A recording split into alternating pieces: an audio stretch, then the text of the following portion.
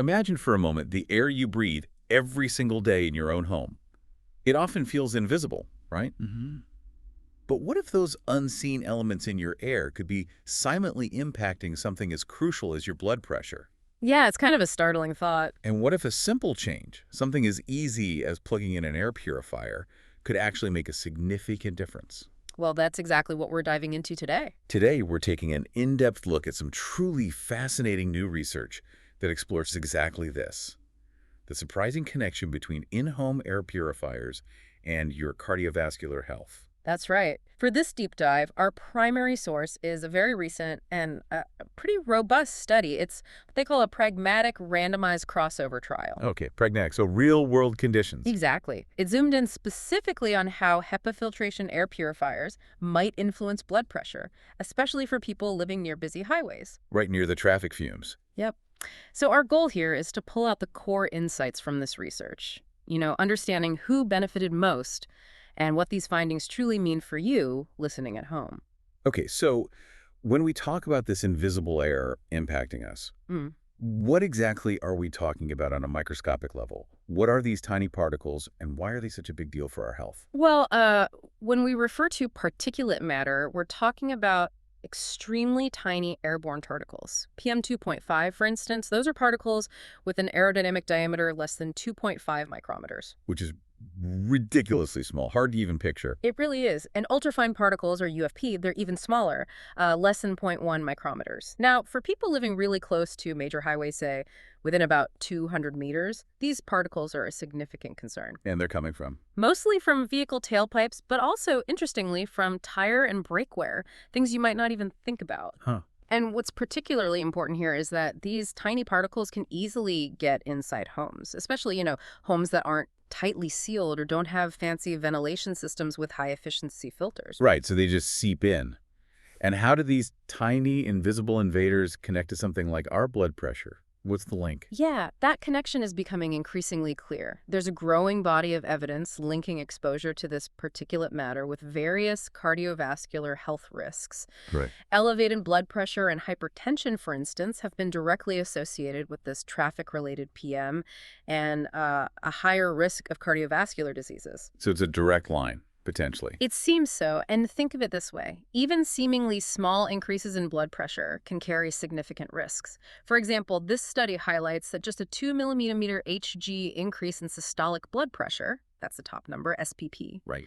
that small increase can translate into about a 7% increased risk of death from ischemic heart disease and maybe a 10% increased risk of death from stroke. Wow, that's substantial for just 2 points. It really is.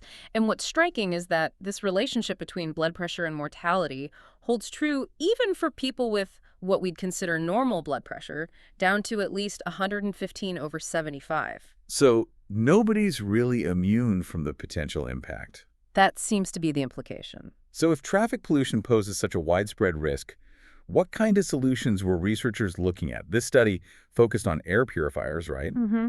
How did they even set up a study to test that effectively in people's everyday lives? That's a great question. It was designed as a, like I mentioned, pragmatic randomized crossover trial. And that word pragmatic is really key because it means that these weren't just lab conditions. Unlike some older studies where participants might have had to say, stop cooking indoors or change their routines. Which isn't realistic. Not at all. In this one, people just live their normal lives. That gives the results much more, real world applicability. So they essentially brought the lab into people's actual homes. That sounds incredibly robust, but also complex to manage. Who are the people in this study? Yeah, it was quite an undertaking. The study analyzed 154 adults with an average age around 41. It leaned towards women, about 60%, and mostly non-Hispanic white participants, around 68%. Okay. And many had a higher socioeconomic status, college-educated, household incomes generally over $85,000. But the crucial thing, all of them lived full-time within 200 meters of really busy highways in eastern Massachusetts. Like in the zone. Exactly. And they also deliberately excluded smokers, anyone with a history of heart attack or stroke, or anyone already taking blood pressure medication. Why exclude people on meds? Well, presumably to isolate the effect of the air purifier itself on blood pressure without the medication confounding the results. But it does mean the findings most directly apply to this specific group. Got it. Makes sense. So how did this study actually work day to day for these participants? Okay, so each participant's home was randomized. They'd start with 1 month of either active HEPA filtration or a sham filtration, Sham meaning? meaning a unit that looked identical, made the same noise, but had the filter removed. So it circulated air but didn't purify it. Ah, clever. So they couldn't tell which was which. Exactly. It was well blinded. After that first month, there was a 1 month washout period with no filter unit at all. Then they got the other type of filtration for a month. So everyone experienced both the real deal and the placebo, essentially. Precisely. And blood pressure readings were taken 4 times at the start and end of each of those 1 month filtration periods. And the purifiers themselves? Anything special about them? They were custom-made Austin Air units, but equipped only with HEPA filters. No carbon filters because the focus was purely on particulate matter, the PM. The manufacturer stated pretty high efficiency, over 99% for particles smaller than 0.3 nanometers. So good quality filters focus just on the particles. Right.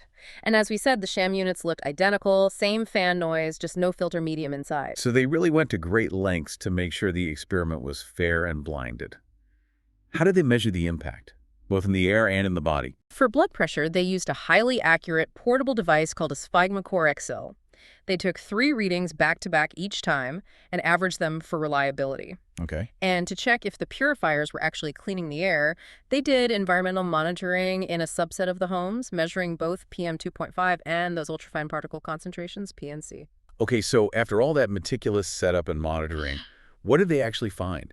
Did the purifiers clean the air? And the big question, did it affect people's blood pressure? Okay, first, the environmental results. Yes, the purifiers absolutely did their job cleaning the air.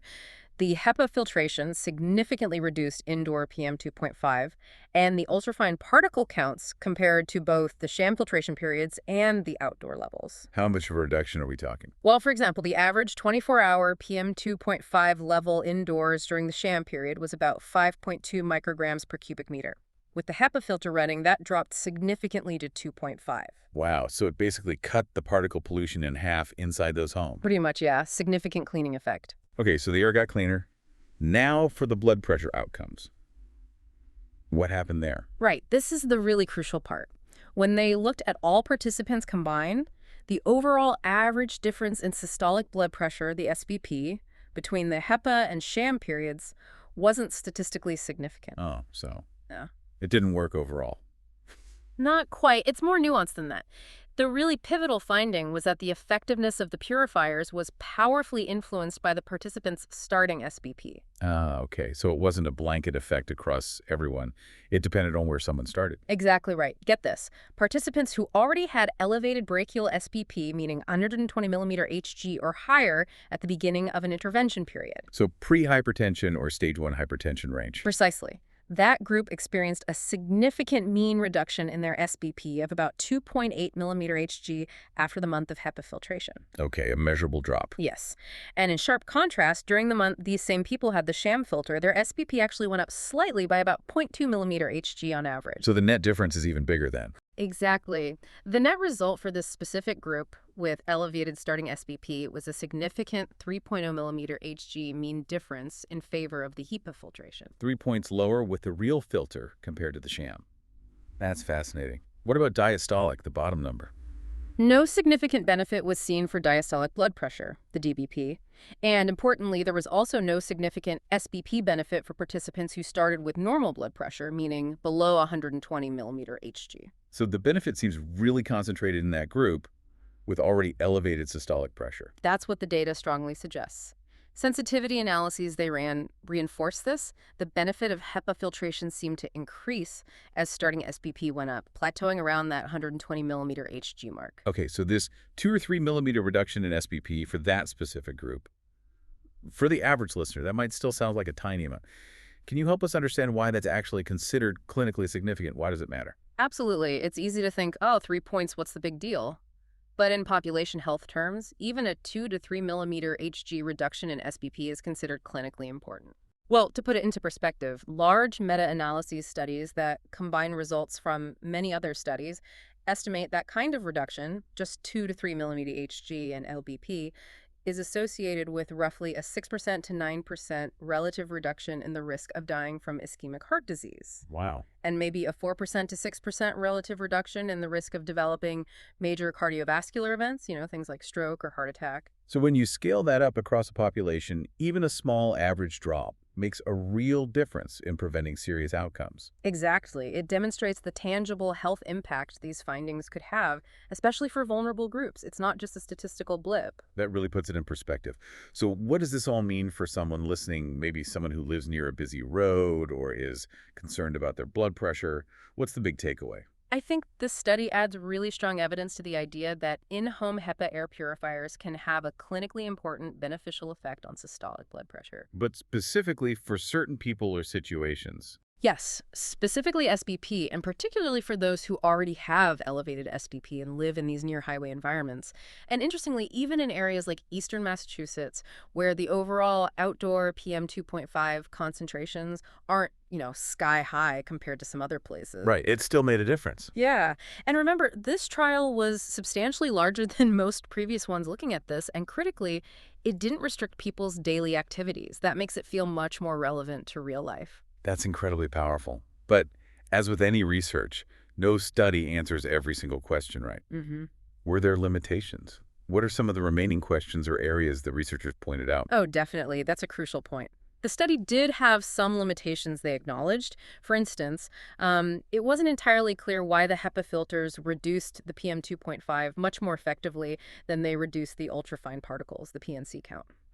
Interesting. Any theories why? They speculated that maybe the air movement created even by the sham filter might have stirred up or affected the deposition of those ultrafine particles differently.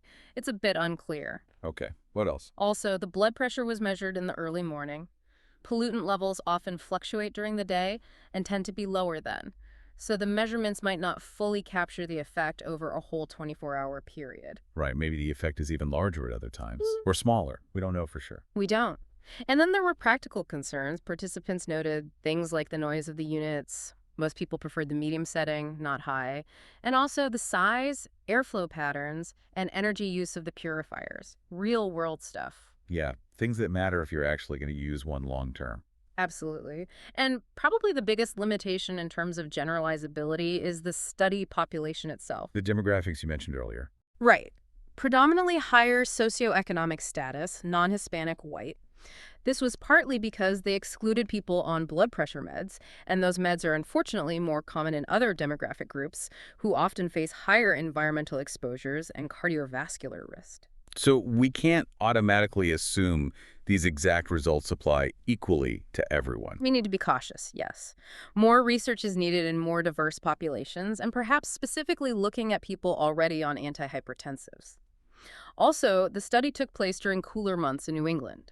So windows likely closed more often. Probably.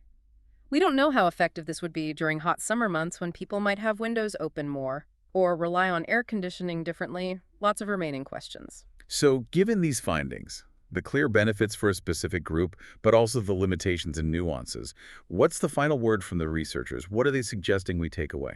Well, their conclusion is pretty pragmatic, fitting the study design. They suggest it's a reasonable recommendation, especially given the lack of observed adverse effects from the purifiers themselves, to consider using HEPA air purifiers for vulnerable populations.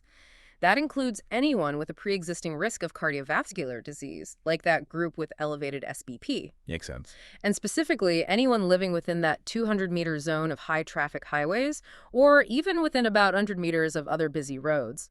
It's presented as a potential protective measure for those at higher risk due to location or baseline health. This whole exploration has really shown how understanding our immediate environment, even the air inside our homes, can lead to some surprisingly effective health interventions. It really has. The idea that a machine sitting in your living room could potentially help manage your blood pressure, especially if it's already a bit high and you live near a lot of traffic, that's a pretty powerful concept. It certainly shifts the focus a bit, doesn't it? Beyond just medication or diet, thinking about the environment itself as a factor we can modify, which leads to a final thought. How might we leverage similar kinds of insights about our immediate surroundings? Not just air, but maybe noise, light, other subtle factors to proactively address other health issues. Moving beyond purely traditional medical fixes to embrace a more holistic environmental approach to well-being? That's a great question to ponder. Looking at our homes and neighborhoods not just as places we live, but as environments actively shaping our health. Fascinating stuff.